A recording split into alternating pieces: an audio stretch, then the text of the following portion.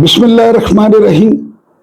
आप जानते होंगे कि फकीर को महमूद न्याजी कहते हैं और मेरी तरफ से तमाम देखने और सुनने वालों को वेरी गुड मॉर्निंग एंड अस्सलाम वालेकुम वरहमतुल्लाहि वबरकातुहू।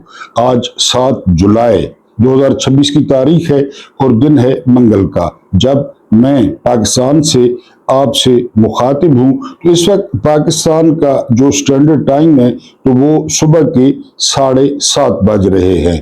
आज आपको एक ऐसी फौज की कहानी सुनानी है जो अपना मुल्क खा गई। ये हमारा जो है वो मेन मुद्दा है।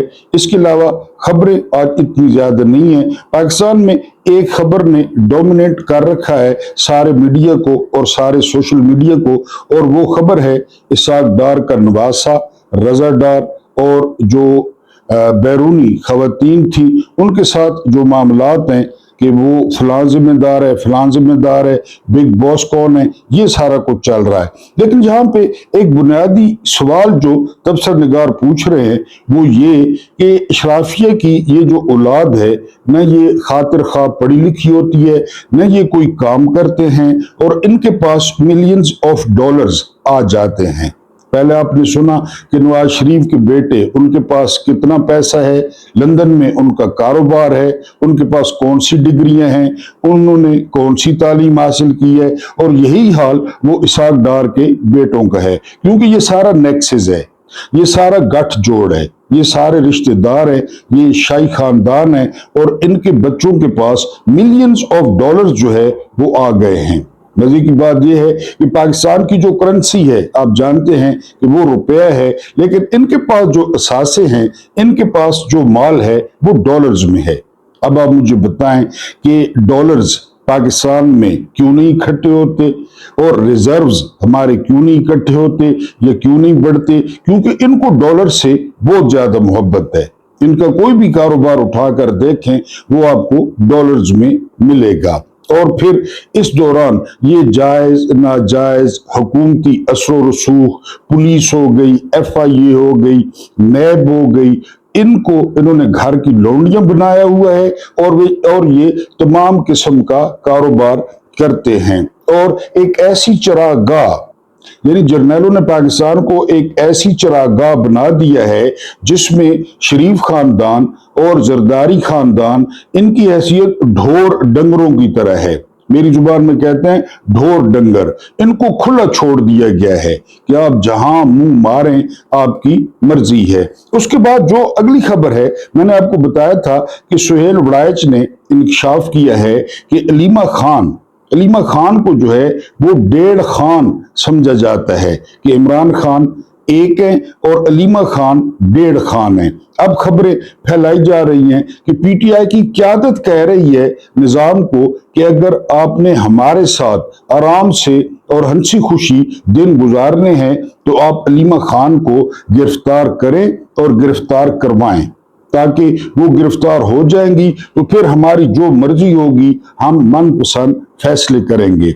अभी हम खुल के फैसले नहीं कर पा रहे क्योंकि अलीमा खान उसको वीटो कर देती हैं, और अलीमा खान डरती भी नहीं है, न जेल से डरती हैं, न पुलिस से डरती हैं, न सिस्टम से डरती हैं। तो बहरहाल अब PTI की आदत वो निजाम पे जोर डाल रही है कि वो अलीमा खान को गिरफ्तार करे, और कहा जा रहा है कि आने वाले चंद दिनों में अलीमा खान को गिरफ्तार कर लिया जाएगा।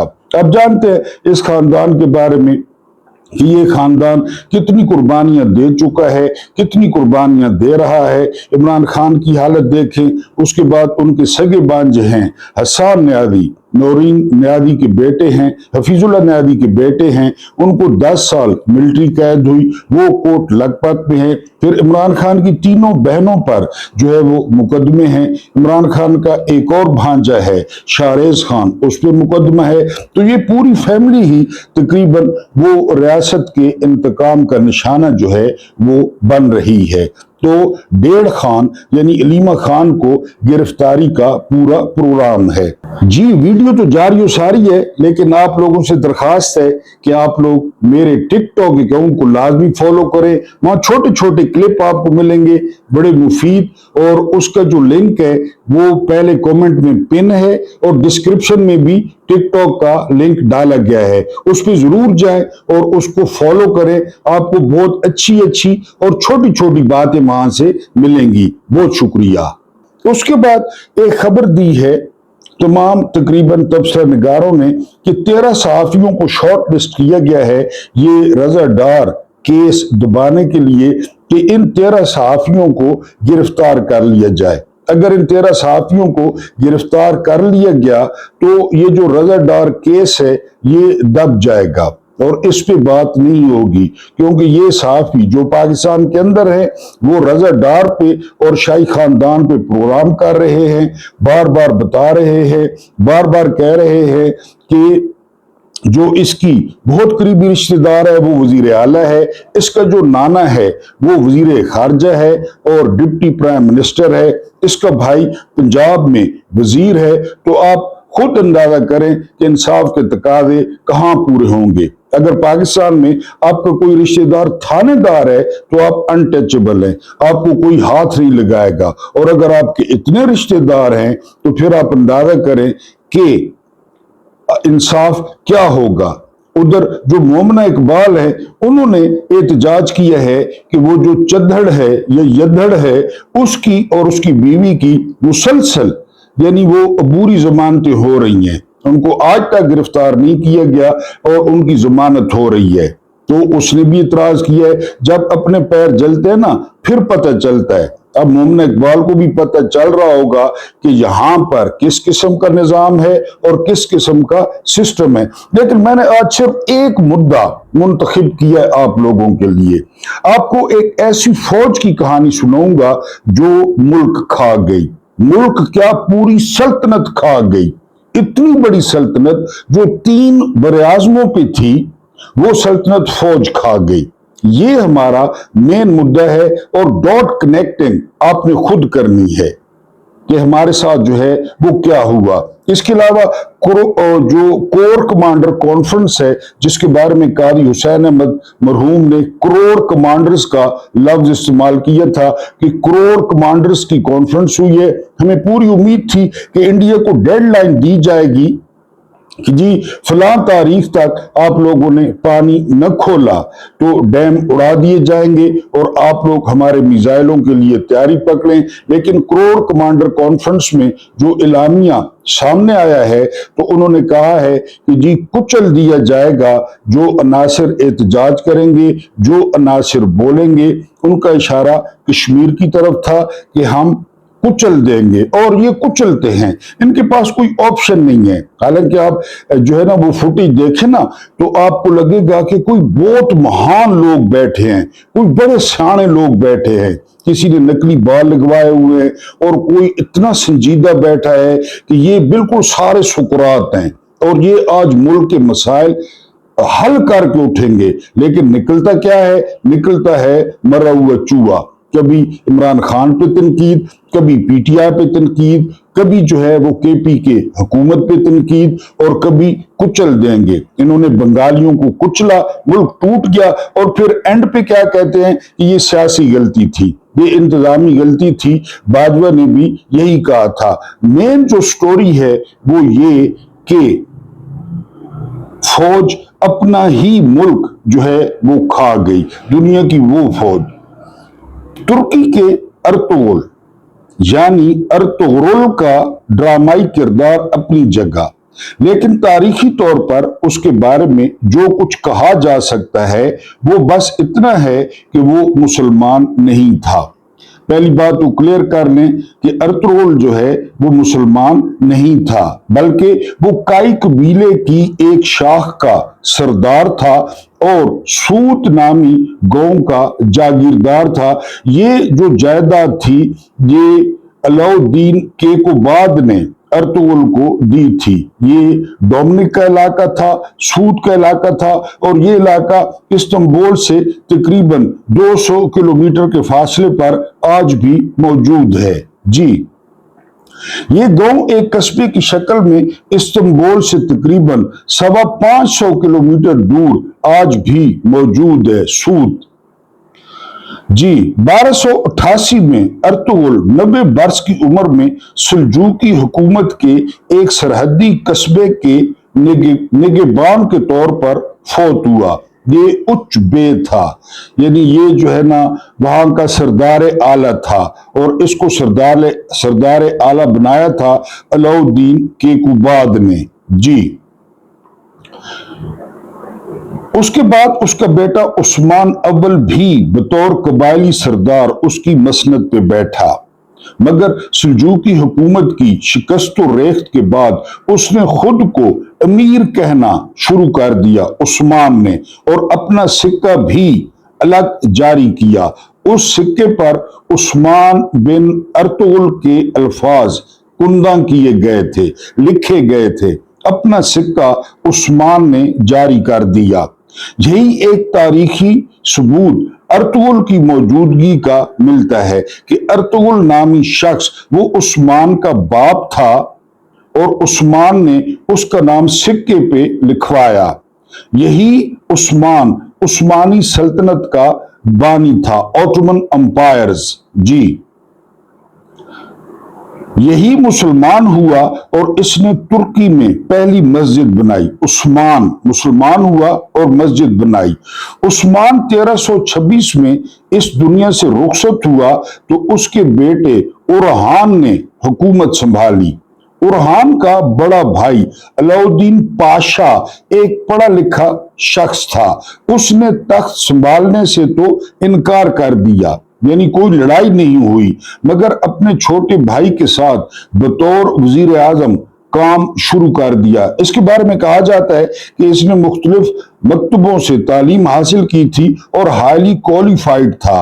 अलाउद्दीन पाशा, ये दोनों बेटे थे उस्मान के, लेकिन इनकी माएं मुख्तलिफ थी। उस्मान की माँ और थी और अलाउद्दीन की माँ और थी। जी, इससे पहले फौज का तस्वुर रजाकारों का था, यानी मुनादी के जरिए जंग लड़ने के ख्वाहिशमंद लोगों को अपने हथियारों समेत किसी खास जगह पर बुलाया जाता और लश्कर तरतीब पा जाता। ऐलान होता कि जी जंग लड़नी है, फला जगह पे पहुंच जाएं, तो नौजवान लड़के, बूढ़े, बुजुर्ग, बच्चे, वो सारे उनके पास जो जो हथियार होता वो वहां पे पहुंच जाते।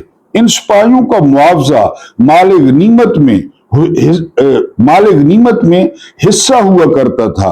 कोई तनख्वाह नहीं थी कि जब जंग करेंगे, फतह होगी तो माल गनीमत बांट लिया जाएगा। अलाउद्दीन पाशा ने उरहान को बाकायदा तनख्वाहदार फौज की तजवीज दी, जिसकी मंजूरी के बाद उस्मानियों ने बाकायदा फौज बनाई, जिसमें 10 सवारों के एक दस्ते से लेकर 1000 सिपाहियों तक की जमातें शामिल थी। इन सिपाहियों को बेहतरीन तनख्वाहें दी गई, लेकिन जल्द ही ये फौज बादशाह को आंखें दिखाने लगी, जो फौज का काम होता है। फौज के इस रवैये को देखकर उरहान ने अलाउद्दीन पाशा से मशवरा किया तो ये तय पाया कि एक नई फौज खड़ी की जाए, मगर ये तुर्क नस्ल से नहीं होगी, बल्कि गैर तुर्क नौजवानों पर मुश्तमिल होगी। जी, नई फौज को यानीचिरी का नाम भी दिया गया, जिसका मतलब ही नई फौज है। यानी फौज खड़ी की गई और उसका नाम रखा गया यानीचिरी, यानी ये एक बिल्कुल नई फौज है। ये फैसला भी हुआ कि यानीचिरी बराह रास्त बादशाह को जवाबदेह होगी और बादशाह ही उनके मुआवजे का फैसला करेगा। इस फौज में जबरदस्ती भर्ती के लिए एक रस्म पहले से मौजूद थी, जिसके मुताबिक तुर्क फाते मुफ्तू कौम से उसके बच्चों को खिराज के तौर पर वसूल करके गुलाम बना लेते थे। ये तरीका मंगोलों का था, यानी मंगोल भी सेहतमंद बच्चे वो ले लेते थे, फिर उनको जवान करके अपने कमांडर और अपनी फौज में शामिल करते थे। यही तरीका यहाँ पे अपनाया गया। यानीचिरी की पहली भर्ती के लिए भी ईसाई जंगी कैदियों में से 10 से 12 साल उम्र के 1000 होनहार और सेहतमंद बच्चे मुंतखब किए गए। इन बच्चों को मुसलमान बनाया गया और उन्हें सख्त जंगी तरबियत दी गई। उनकी तनख्वाहें आम फौज की निस्बत ज्यादा थी और उन्हें हथियार भी बेहतर दिए गए। यनीचेरी में महज फौजी ही शामिल नहीं थे, बल्कि उसमें आला तख्लीकी सलाहियतें रखने वाले बच्चे भी शामिल किए गए, जो तस्वीर कशी, नक्शा नवीसी, रियाजी या दीगर उलूम में अपने हम उम्रों से मुमताज थे। एक ये ग्रुप भी बनाया गया जो नक्शे बनाते थे, खत लिखते थे और ऐसी सरगर्मियां सर अंजाम देते। इसके बाद हर साल 1000 बच्चे इस तरह मफतूआ इलाकों से इकट्ठे किए जाते और उन्हें बेहतरीन तरबियत के बाद यानीचेरी का हिस्सा बना दिया जाता। रफ्ता रफ्ता यानीचेरी का मकाम सल्तनत में बुलंद होना शुरू हो गया और नौबत यहां तक पहुंची कि अल्बानिया, यूनान, आर्मीनिया और दीगर यूरोपीय मकबूजात में लोग अपने बच्चों को इस फौज में शामिल कराने के लिए रिश्वत देने लगे, क्योंकि इनकी तनख्वाहें ज्यादा थी, इनका टैका ज्यादा था। डॉट कनेक्टिंग आपने करते आना है। यानीचेरी के अलावा आम तुर्की फौज भी मौजूद थी, मगर उसकी हैसियत कम थी। तुर्कों को जब भी जंग का सामना करना पड़ता तो प्यादों के बेकायदा दस्तों को आगे रखा जाता, जो पैदल फौज होती। ये दस्ते दुश्मन की तलवारों का चारा बन जाते और दुश्मन उनसे लड़कर कमजोर हो जाता। इनके पीछे आम फौज होती जो दुश्मन को निढाल कर देती। उसके बाद यानीचेरी अपने ही फौजियों की लाशों पर चलते हुए दुश्मन को तैस नैस कर डालते। पहले दुश्मन को थकाते, अपने फौजी मरवाते। ये तरीकाकार था मोहम्मद अली किले का। मोहम्मद अली किले पहले बहुत मार खाता था बॉक्सिंग में, और जब उसका मुखालिफ थक जाता था और समझता था कि वो मोहम्मद अली पर गालिब आ गया है या गालिब आ रहा है, तो मोहम्मद अली किले फिर उसे नॉकआउट करता था। यही पॉलिसी थी यानीचेरी की। जी, यूं ये एक ऐसी फौज बन गई जिसने उस्मानी सल्तनत की सरहदें अरब, अफ्रीका और यूरोप तक पहुंचा दी।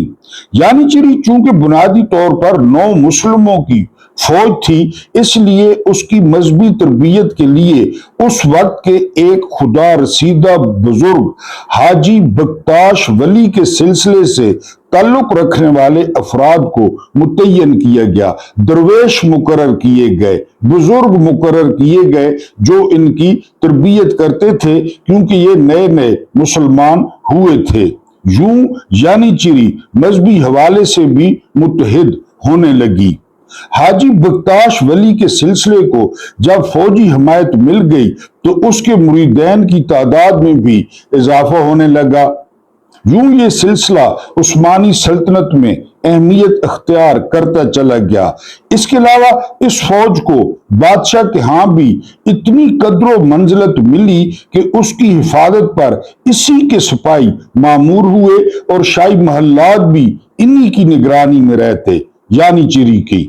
कुछ अरसे बाद इन फौजियों के वालिद के नाम की जगह भी बादशाह का नाम लिखा जाने लगा। उनकी वल्दियत भी खत्म कर दी गई और यानीचेरी के हर नौजवान के वल्दियत के खाने में मौजूदा बादशाह का नाम होता और खुद बादशाह भी रस्मी तौर पर इस फौज की मखसूस वर्दी पहनकर तनख्वाह वसूल करने उनकी छावनी में आता था।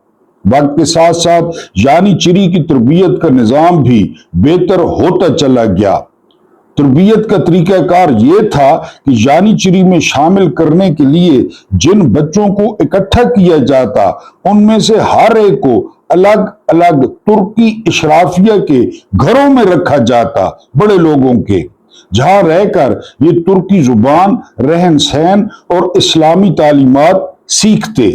1 साल बाद इन सब बच्चों को एक खास छावनी में इकट्ठा किया जाता, जहां इन्हें सख्त तरीन तरबियत से गुजारा जाता। इन्हें बताया जाता कि अब उनका खानदान यही है। इस तरह इस बढ़ते हुए बच्चों में गहरा भाईचारा पैदा हो जाता। उन्हें जदीद तरीन हथियार चलाने की तरबियत देने का इंतजाम जमाने से कितना आगे था, इसका अंदाजा यूं लगाया जा सकता है कि यानीचिरी दुनिया की पहली फौज थी जिसने 15वीं सदी में ही बंदूक का इस्तेमाल शुरू कर दिया था। यानी इन्होंने 15वीं सदी में बंदूक के इस्तेमाल की। यहां से आप म्यार का अंदाजा करें। तरबियत का अरसा काफी तवील हुआ करता था और एक यानीचिरी 22 से 25 साल की उम्र तक जंगी फनून सीखता रहता था। ये सिपाही 40 साल की उम्र में मुराद के साथ रिटायर कर दिए जाते थे और ये शादी भी रिटायर होने के बाद ही कर सकते थे। पहले यानीचिरी में आप हैं तो आप शादी नहीं कर सकते थे, जब रिटायर होते तो आप शादी करते। फौजी मुलाजमत के दौरान उन्हें दाढ़ी रखने की इजाजत न थी और ये कोई दूसरा काम भी नहीं कर सकते थे। ये यानीचिरी चूंकि बादशाह और फौज के दरमियान सूए जन की वजह से खड़ी की गई सिपाह थी, इसलिए इनकी बुनियादी जिम्मेदारी बादशाह की हिफाजत ही थी। हत्ता के जंगों में भी ये बादशाह के इर्द गिर्द रहते और उसके हुक्म पर आगे बढ़ते। इस महदूद किरदार की वजह से उनकी तादाद 100 वर्ष में सिर्फ 8,000 तक पहुंची, लेकिन 1592 में इस फौज की तादाद 25,000 के करीब हो चुकी थी। तादाद में इजाफे की बुनियादी वजह इस फौज की कारकर्दगी और बादशाह का इस पर एतमाद था। शाही महल और बादशाह की कुर्बत की वजह से यानीचिरी में खुद सरी के आसार दिखाई देने लगे और ये खुद सियासत में फरीक बनकर उभरने लगे। 1448 में उन्होंने सुल्तान मोहम्मद सानी फातेह कुस्तुनतुनिया के खिलाफ बगावत कर दी। 1448 जी, जिसके नतीजे में मोहम्मद फातेह के वालिद सुल्तान मुराद सानी ने दोबारा तख्त संभाला। यानीचिरी ने मुराद सानी को मजबूर कर दिया कि वो उनकी तनख्वाहें बढ़ाए। डॉट कनेक्टिंग आपने खुद करते आना है कि ये किस मुल्क की दास्तान है। उस वक्त मुल्क में कई बगावतें सर उठा रही थी, इसलिए मुराद ने उनका मुतालबा मान लिया, लेकिन इसके साथ ही तुर्क बादशाहों में यानीचिरी को खत्म करने की ख्वाहिश ने जन्म लिया, जिसे पूरा करने में ही कई बादशाह कत्ल हो गए। मुराद सानी की वफात के बाद दोबारा सुल्तान मोहम्मद फातेह ने तख्त संभाला और दूसरे दौरे हुकूमत में ही कुस्तुनतुनिया को फतह किया। यानीचिरी की पहली बगावत पुरअमन थी। उन्होंने खाना खाने से इनकार कर दिया और खाने के वक्त अपने चम्मच बर्तनों पर बजाने शुरू कर दिए। जब उनके मुतालबात मान लिए गए तो हालात बज़ाहिर मामूल पर आ गए, मगर अंदर ही अंदर यानीचिरी का असर रसूख बढ़ता रहा, क्योंकि उन्हीं में से बहुत से लोग अपनी गैर मामूली काबिलियत की वजह से आला हुकूमती ओहदों पर फाइज थे। हत्ता के वजीर आजम भी उन्हीं में से बनने लगे थे। ये इतने ताकतवर हो गए कि उनकी मर्जी के बगैर बादशाह बनना भी मुमकिन नहीं रहा था। दूसरी तरफ उन्हें खत्म करने की जरूरत भी शिद्दत से महसूस की जाने लगी। 1566 में यानी सुल्तान सलीम दोम के दौर में यानीचिरी ने एक बार फिर हड़ताल नुमा बगावत की। अब की बार उनका मुतालबा था कि यानीचिरी को दौरान मुलाजमत शादी करने की इजाजत भी दी जाए। सुलेमान ने कुछ तवक्कुफ के बाद, कुछ मुजामत के बाद उनका मुतालबा मान लिया, तो इसके साथ ही उस्मानी सल्तनत का जवाल भी तेज होने लगा। यानीचिरी की सबसे बड़ी कुव्वत उनकी बादशाह के साथ वफादारी थी।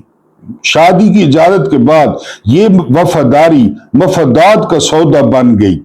अब बादशाह को अपनी बका के लिए यानीचिरी की जरूरत थी और यानीचिरी को अपने माली मफादात के लिए बादशाह का साथ चाहिए था, शहबाज शरीफ का, मुख्यमंत्री का। बादशाह इस सिपाह का बाप नहीं रहा था, बल्कि फरीक बन गया था। शादी की इजाजत ही यानीचिरी पर आयद होने वाली पाबंदियां एक एक करके टूटने लगी। उन शादियों के बाद पैदा होने वाले बच्चों को यानी चिरी में भर्ती करने के लिए उन्होंने दबाव डालना शुरू कर दिया। आखिरकार उसकी इजाजत भी हासिल कर ली। वो फौज जिसके लिए बेहतरीन नौजवान चुने जाते थे महज एक खानदानी लश्कर बनकर रह गई।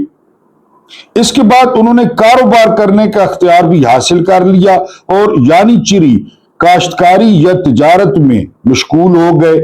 ये वो जमाना था जब दुनिया की दूसरी सल्तनतें यानी फ्रांस, ब्रिटानिया, स्पेन और पुर्तगाल हिंदुस्तान, अमेरिका और ऑस्ट्रेलिया तक पहुंच रही थी। उस्मानी सल्तनत यानी चिरी की यरगमाल बनती जा रही थी।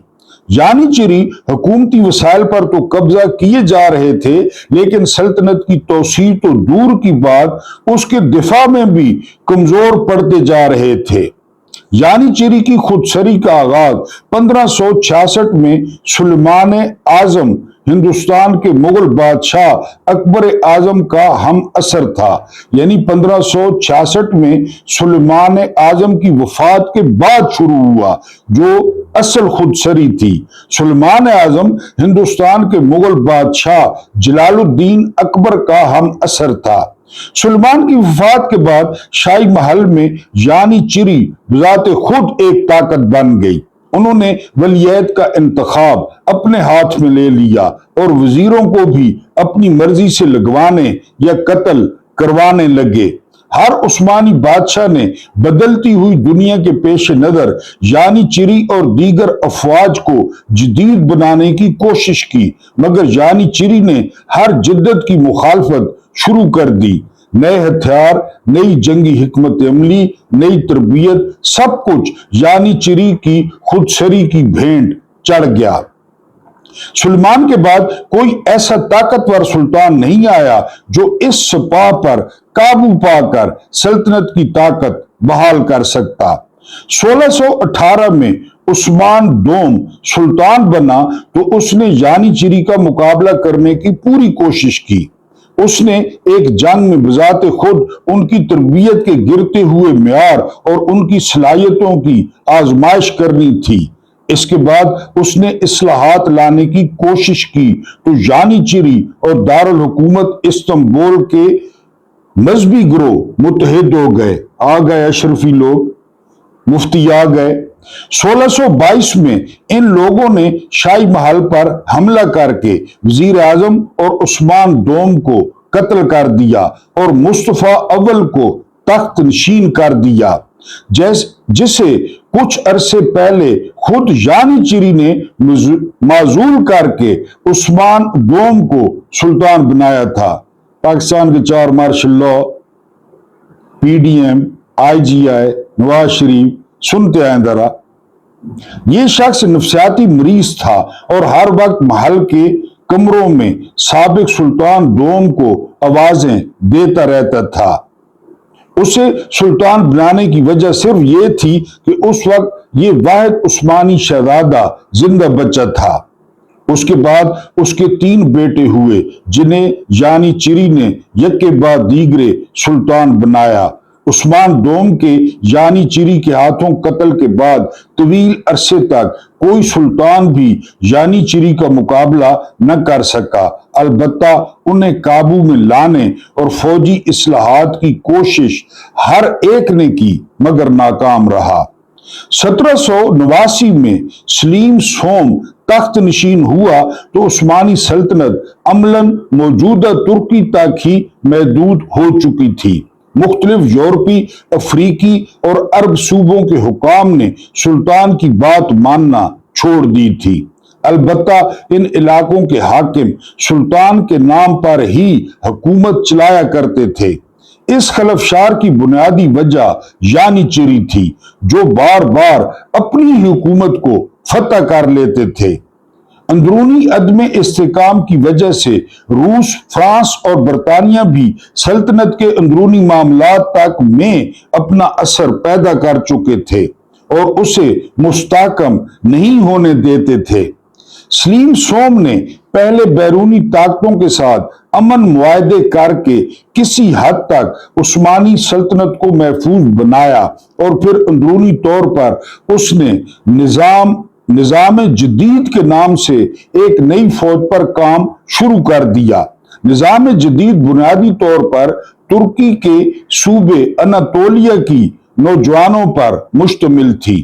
اس فوج کو فرانسیسی ماہرین سے تربیت دلوائی گئی اور یہ اس وقت تک کے جدید ترین اسلحے سے لیس ہو گئی۔ اس فوج میں جدید توپ خانہ متعارف کرایا گیا، جس کی وجہ سے یہ ترکی کی عام فوج، جسے سپاہی کہا جاتا تھا، اور یعنی چری دونوں سے بہتر ہو گئی۔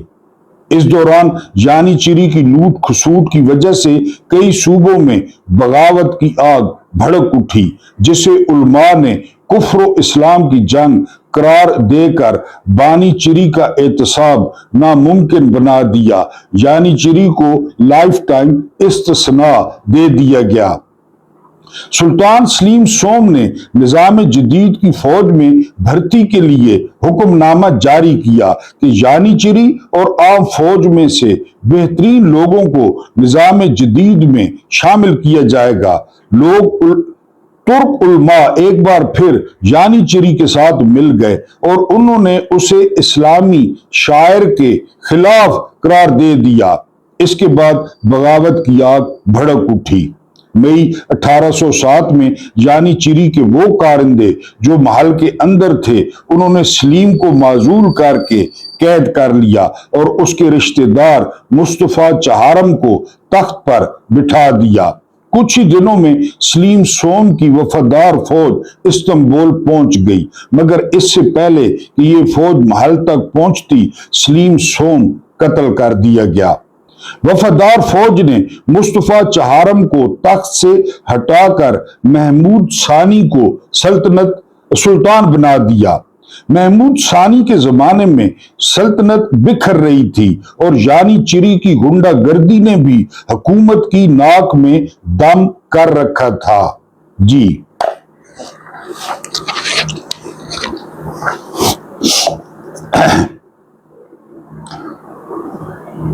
ناک میں دم کر رکھا تھا۔ محمود کو بیک وقت کئی محاذوں پر لڑنا پڑ رہا تھا، مگر اس نے ملک میں قانونی اور فوجی اصلاحات جاری رکھی۔